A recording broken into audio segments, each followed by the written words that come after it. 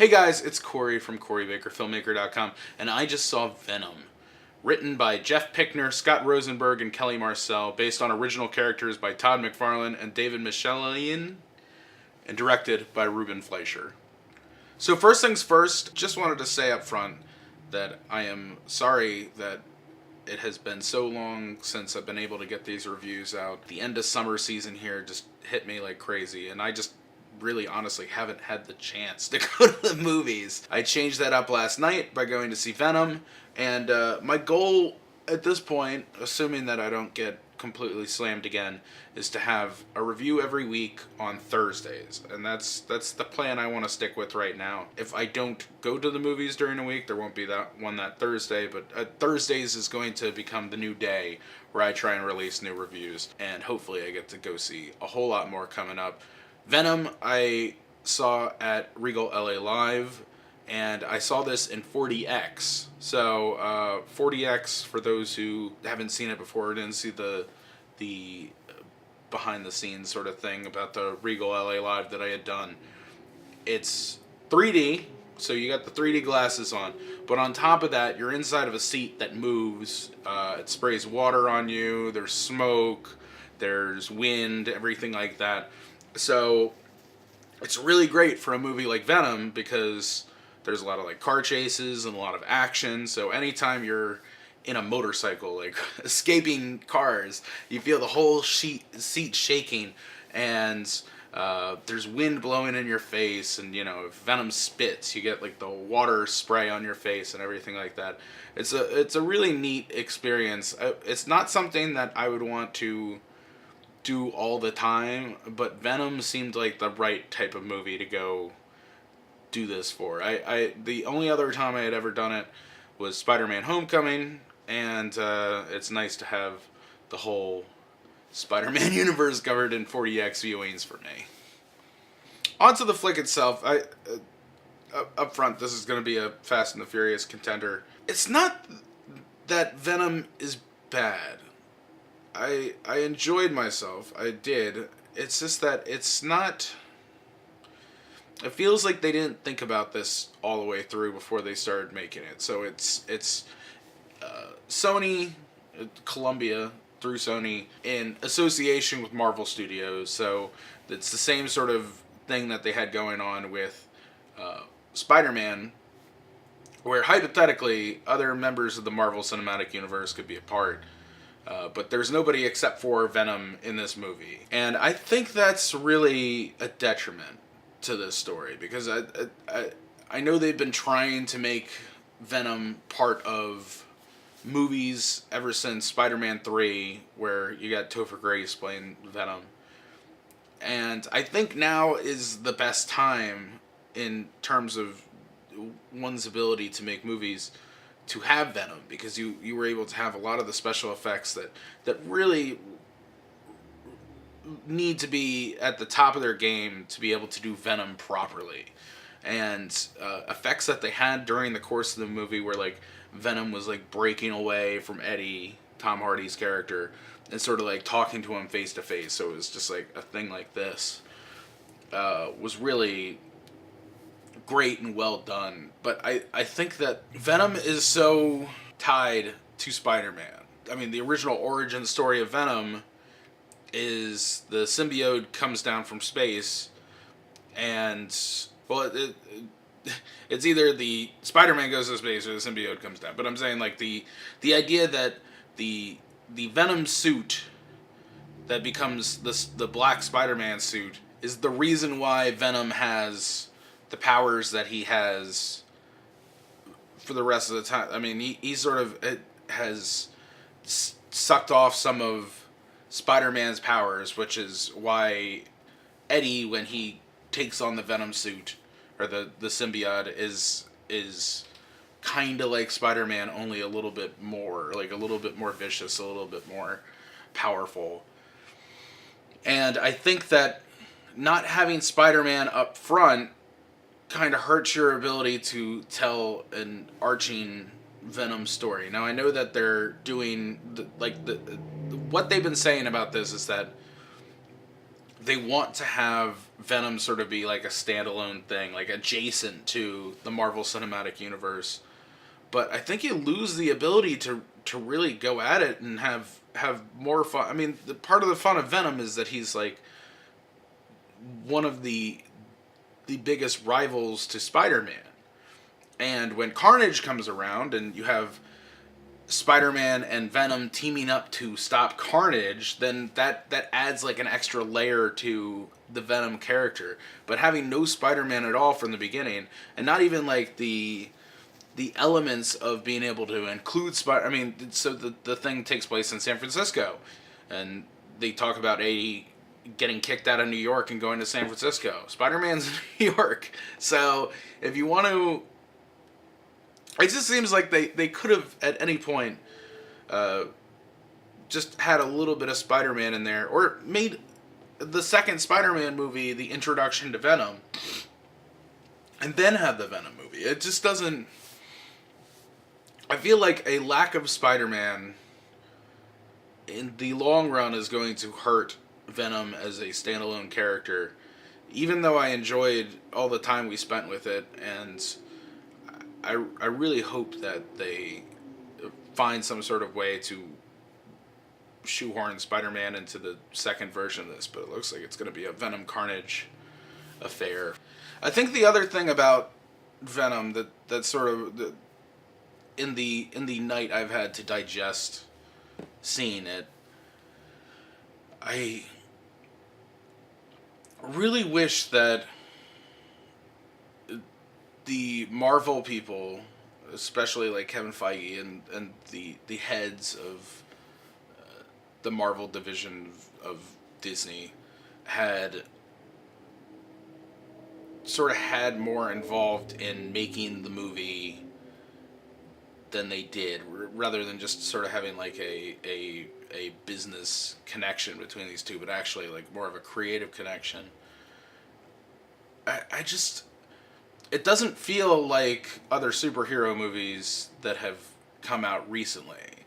And that's fine, it can be different, but it wasn't better. And that's the thing. Like, if you... It takes a long time for the movie to, like, get going. It takes a while before we actually see Venom.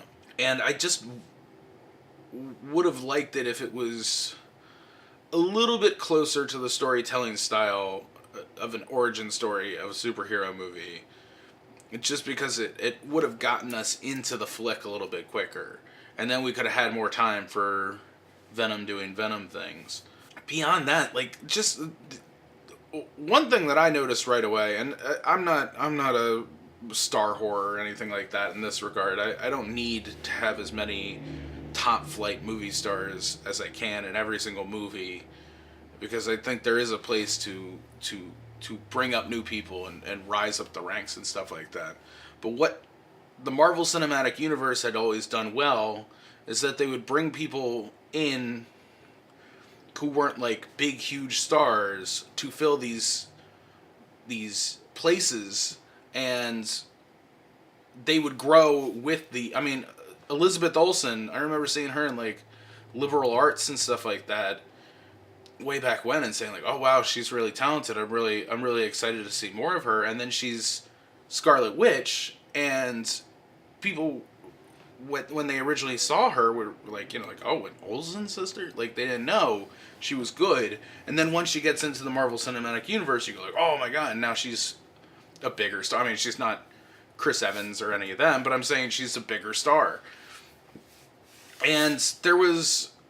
In this flick, there's Tom Hardy, there's Michelle Williams, there's Riz Ahmed, and Jenny Slate, and those are really the people that you know. Those are the actors that maybe my mom would know. If I said, if she asked me who was in this movie, she would probably only know Tom Hardy and Michelle Williams. There's an outside chance she might know Riz Ahmed and Jenny Slate, but it seems like there was so much opportunity to have a better class of actors throughout this whole thing, and just having people out of place. Like, I thought Riz Ahmed was fine, and I thought Jenny Slate was fine, but I feel like there were probably better actors better suited for the roles to play around them. It just seems like usually when I'm talking about these Marvel Cinematic Universe movies or the DC movies, I always talk about how it seems like they're trying to fit it in and do an incredible time crunch. And a couple years ago, they released like what the plans were for all the superhero movies that were going to be coming out, and it didn't give a lot of time for you to really properly set up not only like the shooting schedule, but just like planning to write the script and to be able to have time in post to do all the special effects and everything like that. And some of these flicks have done a really good job. Like Black Panther was incredible as far as being able to, like, they knew they had it coming up. They were able to get a great cast. Everyone top to bottom was wonderful. The story was well done. It was shot very well. You got a great director.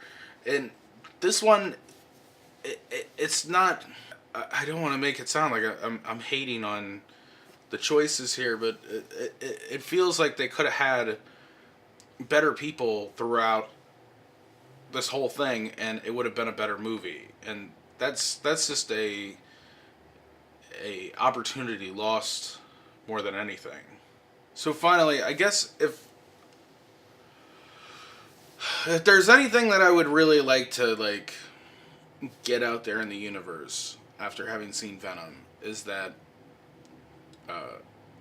Columbia, Sony, whatever version of this you want to pick out, has had Spider-Man for a long time. And the original Spider-Man movies with Sam Raimi were good, and people really loved them. And then Spider-Man 3 rolled around and it sort of lost its edge. Then they came back with another Spider-Man, and that didn't go well, just because it wasn't. It seemed like it was trying to be forced in there, and that it wasn't thought out beforehand. And then they come out with the Spider-Man Homecoming and our new iteration of Spider-Man, and people really like it because it seems like it was super well thought out from the beginning. Now we have Venom, which doesn't feel like it was really well thought out from the beginning.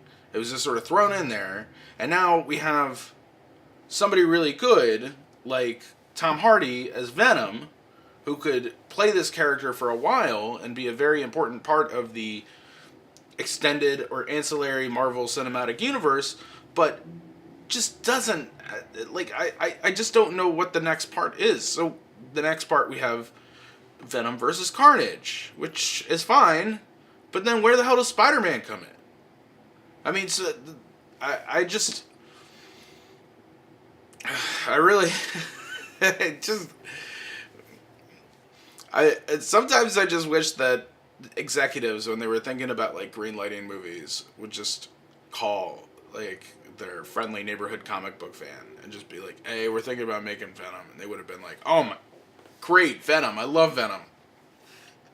So what is he gonna show up in Spider-Man 2? Spider-Man Homecoming 2? And it's just like, no, we're just gonna do his own movie. Well, how the hell does that happen? I feel like I see this a lot on screenwriting things where somebody's just like, I want to have 3 separate timelines all at the same time, and I want the audience to be confused, and I want it to be a big surprise at the end. All right, well, great. Sounds like you want to do something different and unique, which is welcoming. But at the same time, if the different and unique thing that you do is not so much different, or it doesn't serve an artistic purpose, then it's just going to be confusing. And that's going to have the opposite effect of what you want. If you want to have a movie where it's just Venom and you don't have Spider-Man involved, then it's just going to be confusing later. One thing needs to precede the other, unless you're completely changing everything, but you're not, because you're taking elements of Venom storylines. Riot wasn't its own symbiote before. It was broken off of Venom later, afterwards. movies. Like, not right up at the beginning. And I get that the comics, the movies don't necessarily follow the comics exactly, and there's different bits and pieces of different ones, but this one just doesn't make any sense, and I don't know. It's fine. It's just it's weird. I'm not in control of my own body. It's being controlled by the leaderboard. Once again, I saw this one at Regal LA Live. I did not use MoviePass for this. I spent my own money because it was a 40X experience. But if you have 40X in your neck of the woods, wherever you're listening to this, go check it out. It's fun. It made the whole thing a lot more enjoyable than I think it would have been if I was just sitting in a usual 2D multiplex. Onto the movie leaderboard. So tough. I'm of two minds here because I love what they did with Venom. I love how he's portrayed. I think this is the most visceral version of Venom we've seen in some sort of non-comic related, like, other than, like, he always looked this way in, like, the animated series and stuff like this, but he was never as, like, visceral as he is in this flick, and I can really appreciate it. But again, it's so hard to just separate the little things that didn't go right here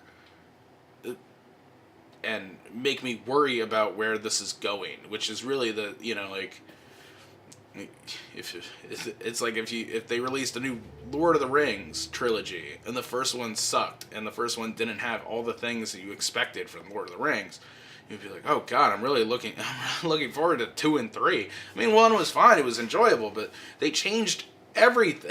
So I don't know, it's weird.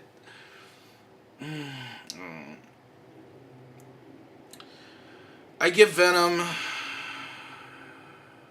a 6.8, but that's not the number you really want. That's not what you're looking for. What you're looking for in the Fast and the Furious leaderboard.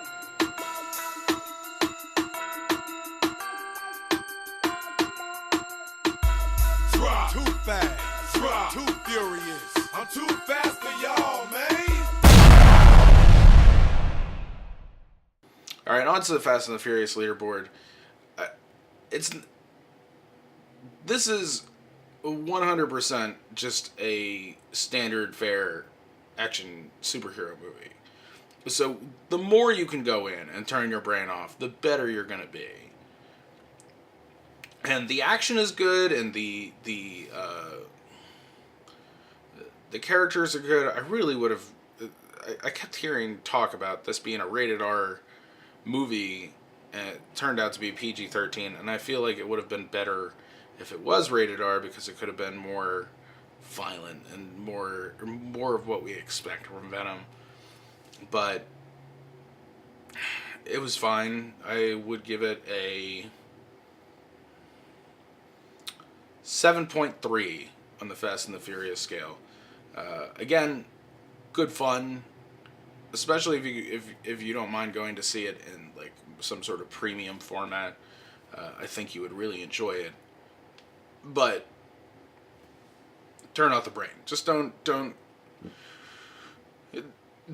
do what I've done, which is just work yourself into a tizzy about how this is all going to be portrayed over the next couple of years, because it's just going to end up upsetting you. Just enjoy it for what it is, and let's not think too far ahead.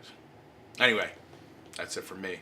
If you want more, you can go to my website, CoryBakerFilmmaker.com, at LegendsCB5 on Twitter, Instagram, and Snapchat. And you can always check out my Facebook page, Facebook.com/Cory Baker Film. If you like this review, please give it a thumbs up, share it, leave a comment below if you disagree. Crazy Rich Asians video was very popular. I appreciate everybody who liked it, who shared it, who said nice things in the comments. I hope that more reviews coming forward will have the same sort of reaction, because I really appreciate all the people who enjoyed it. Anyway, if you don't mind, I have to go take over the body of somebody else and do things that they prefer I not.